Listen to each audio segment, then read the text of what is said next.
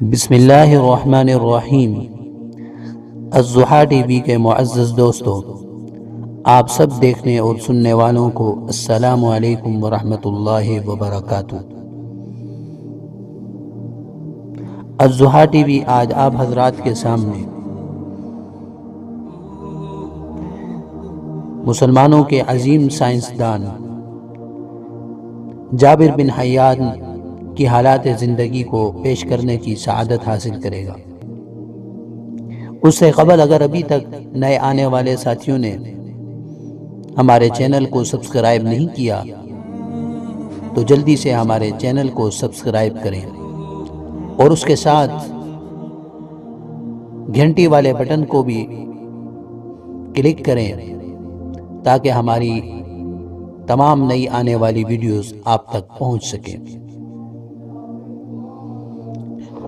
پیارے ناظرین، تاریخ کا سب سے پہلا کیمیاء دان اور عظیم مسلمان سائنسدان جابر بن حیان، جس نے سائنسی نظریات کو دینی عقائد کی طرح اپنایا، دنیا آج تک اسے بابائے کیمیاء کے نام سے جانتی ہے اور جابر بن حیان کو کیمیاء کا بانی مانا جاتا ہے۔ وہ کیمیاء کے تمام عملی تجربات سے واقف تھا۔ جابر بن حیان کی پیدائش 731 ہجری کو طوس یا خراسان میں ہوئی۔ جابر بن حیان کا تعلق عرب کے جنوبی حصے کے ایک قبیلے ازدد سے تھا۔ ان کی پیدائش ان کے باپ کی جلاوطنی اور ایک روایت کے مطابق وفات کے دوران میں ہوئی۔ بہت چھوٹی عمر میں ہی باپ کے سائے سے محروم ہو گئے تھے، تو پھر ان کی ماں نے ان کی پرورش اور تعلیم و تربیت کی۔ ہوش سنبھالا تو ماں انہیں کوفہ کے مضافات میں اپنے میکے پرورش پانے کے لیے بھیج دیا، لہذا اچھی تعلیم حاصل کرنے کا کوئی سوال ہی پیدا نہ ہوتا تھا۔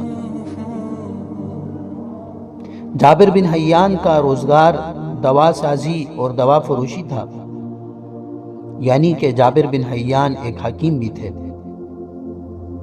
جوان ہونے کے بعد انہوں نے کوفہ میں رہائش اختیار کی۔ اس زمانے میں کوفہ علم و تدریس کا گڑھ سمجھا جاتا تھا۔ کوفہ میں جابر نے حضرت جعفر صادق رحمۃ اللہ علیہ کی شاگردی اختیار کی،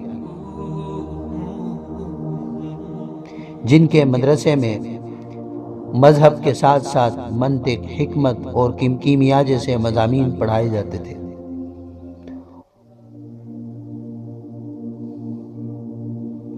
اس وقت کی رائج یونانی تعلیمات نے ان پر گہرے اثرات مرتب کیے۔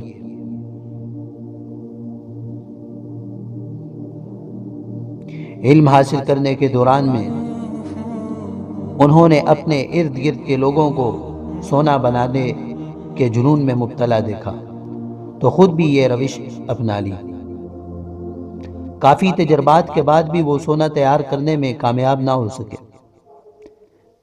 لیکن کیمیاء میں حقیقی دلچسپی کی وجہ سے انہوں نے تجربات کا سلسلہ ختم نہ کیا۔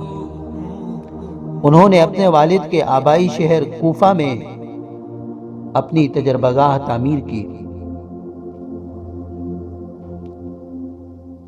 خلیفہ ہارون الرشید کے وزیر یحییٰ برمکی کی چہیتی بیوی شدید بیمار ہوئی۔ بہتیر علاج کے بعد بھی شفا نہ ہوئی۔ جب یحییٰ اس کی زندگی سے مایوس ہو گیا تو مشورتاً اس نے ایک حکیم سے رجوع کیا۔ اس حکیم نے صرف ایک دعا دی، آدھے گھنٹے سے بھی کم وقت میں مریضہ پہلے کی طرح صحت یاب ہو گئی۔ یہ دیکھ کر یحییٰ برمکی اس حکیم کے پیروں پر گر گیا، مگر اس حکیم نے ایسا کرنے سے منع کیا اور بقیہ دعا بھی اسے دے دی۔ یہ حکیم جابر بن حیان تھا جس کی طبیبانہ مہارت نے حاکم وقت کے دل میں بھی گھر کر لیا۔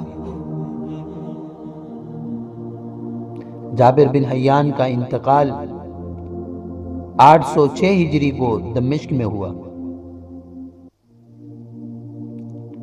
جابر بن حیان وہ ہمہ وقت کسی نہ کسی سوچ اور تجربے میں منہمک رہتے۔ ان کے گھر نے تجربہ گاہ کی صورت اختیار کر لی۔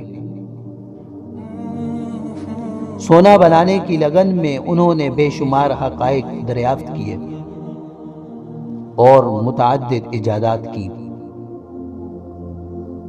جابر بن حیان نے اپنے علم کیمیا کی بنیاد اس نظریے پر رکھی کہ تمام دھاتوں کے اجزائے ترکیبی گندھک اور پارا ہیں۔ مختلف حالتوں میں اور مختلف تناسب میں ان دھاتوں کے اجزائے ترکیبی ملنے سے دیگر دھاتیں بنی۔ ان کے خیال میں دھاتوں میں فرق کی بنیاد اجزائے ترکیبی نہیں بلکہ ان کی حالت اور تناسب تھا۔ لہذا معمولی اور سستی دھاتوں کو سونے میں تبدیل کرنا ممکن تھا۔ ان میں مشاہدہ، ذہانت، لگن اور انتھک محنت کرنے کی صلاحیت بدرجہ اتم موجود تھی۔ جابر بن حیان قرع النبی نامی ایک آلے کے موجد بھی تھے جس کے جو 2 حصے تھے۔ ایک حصہ میں کیمیائی مادوں کو پکایا جاتا اور مرکب سے اٹھنے والی بخارات کو نالی کے ذریعے آلہ کے دوسرے حصے میں پہنچا کر ٹھنڈا کر لیا جاتا تھا۔ یوں وہ بخارات دوبارہ مائع حالت اختیار کر لیتے۔ کشیدگی کا یہ عمل کرنے کے لیے آج بھی اس قسم کا آلہ استعمال کیا جاتا ہے۔ ایک دفعہ کسی تجربے کے دوران قرع النبی میں بھورے رنگ کے بخارات اٹھے اور آلہ کے دوسرے حصے میں جمع ہو گئے جو تانبے کا بنا ہوا تھا۔ حاصل شدہ مادہ اس قدر تیز تھا کہ دھات گل گئی۔ جابر نے مادہ کو چاندی کے کٹورے میں ڈالا تو اس میں بھی سوراخ ہو گئے۔ چمڑے کی تھیلی میں ڈالنے پر بھی یہی نتیجہ نکلا۔ جابر نے مائع کو انگلی سے چھوا تو وہ جل گئی۔ اس کاٹدار اور جلانے کی خصوصیت رکھنے والے مائع کو انہوں نے تیزاب یعنی ریزاب کا نام دیا۔ پھر اس تیزاب کو دیگر متعدد دھاتوں پر آزمایا لیکن سونے اور شیشے کے علاوہ سب دھاتیں گل گئیں۔ جابر بن حیان مزید تجربات میں جٹ گئے۔ آخر کار انہوں نے بہت سی کیمیائی مادے بنائے۔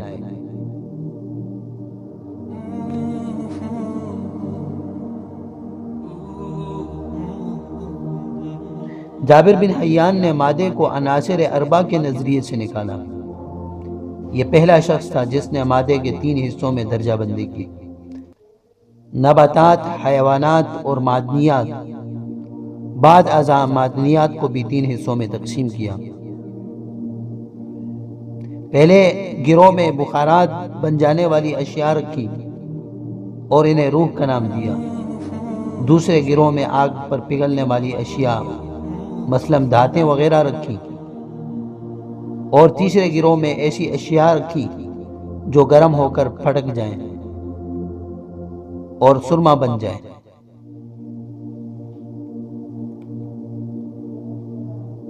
اس کے علاوہ جابر بن حیان نے لوہے کو زنگ سے بچانے کے لیے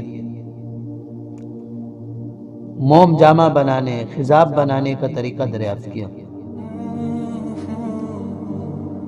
اس کے علاوہ فولاد کی تیاری، پارچہ بافی، چرم کی رنگانی اور شیشے کے ٹکڑے کو رنگین بنانا وغیرہ شامل ہے۔ جابر بن حیان کی اپنی کتابوں میں بہت اشیاء بنانے کے طریقے درج ہیں۔ انہوں نے کئی مشاہدات کئی اشیاء کے سلفائڈ بنانے کے طریقے بتائے۔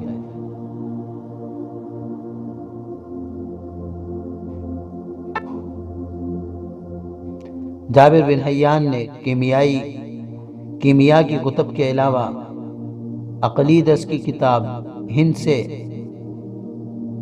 منطق اور شاعری پر بھی رسالے تصنیف کیے۔ اس سب کے باوجود جابر مذہبی آدمی تھے اور امام جعفر صادق کے پیروکار تھے۔ ان کی تحاریر میں 200 سے زیادہ کتابیں شامل ہیں۔ کتاب الملک، کتاب الرحمہ، کتاب التجمیع وغیرہ کتابیں ان کی تصانیفیں ہیں۔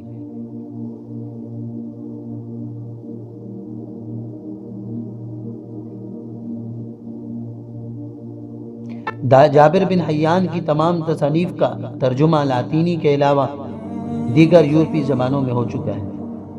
تقریباً 800-900 سال تک کیمیا کے میدان میں وہ تنہا چراغ راہ تھا۔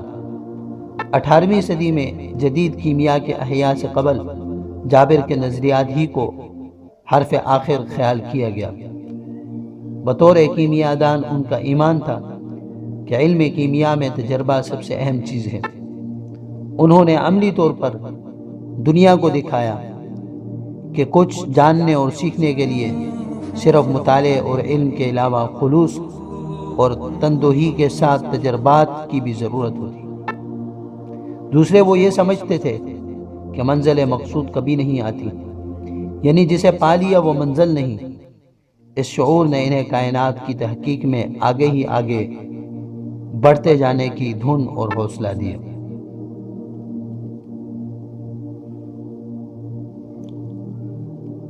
یہ تھے جابر بن حیان، اللہ ان کی قبر پر کروڑوں رحمتیں نازل فرمائے اور جنت الفردوس میں انہیں اعلیٰ مقام نصیب فرمائے۔ السلام علیکم ورحمۃ اللہ وبرکاتہ۔